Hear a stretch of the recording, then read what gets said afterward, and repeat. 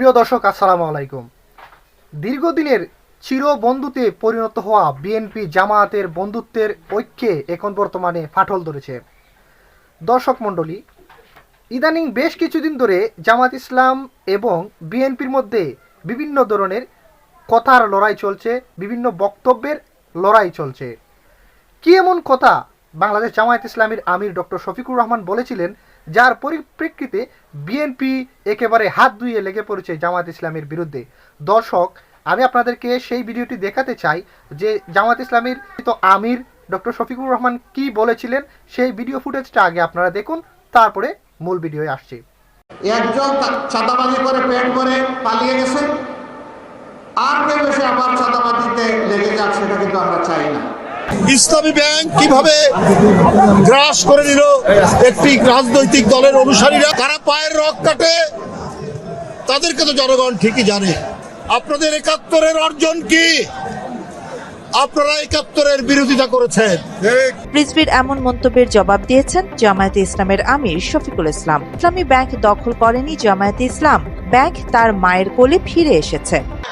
প্রিয় দর্শক, আপনারা ভিডিওর মধ্যে দেখলেন যে ডক্টর শফিকুর রহমান বলেছেন যে এক চাঁদাবাজ পালিয়েছে, এক চাঁদাবাজের বিদায় হয়েছে, নতুন করে কোনো চাঁদাবাজদের দেখতে চাই না। এই যে চাঁদাবাজ কথাটা উল্লেখ করেছেন, এটা কি কখনো বিএনপিকে বলেছেন?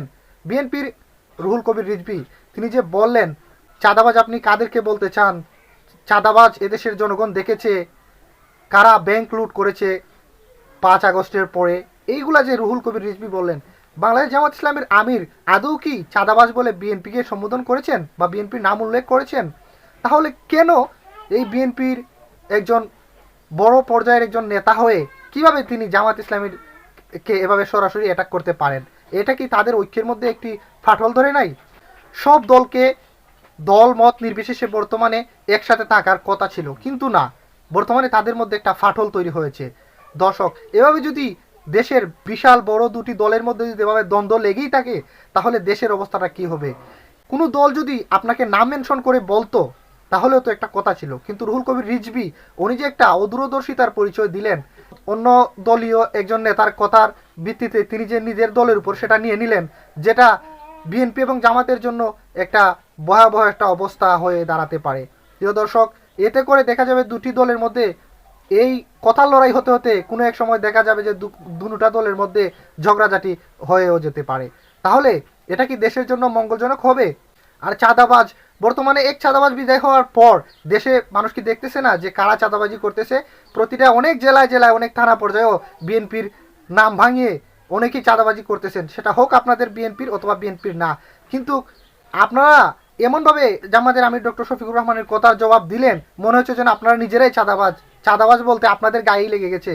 আপনারা চাঁদাবাজি করেন বিদায় গিয়ে আপনারা এইটার প্রত্যুত্তর দিলেন।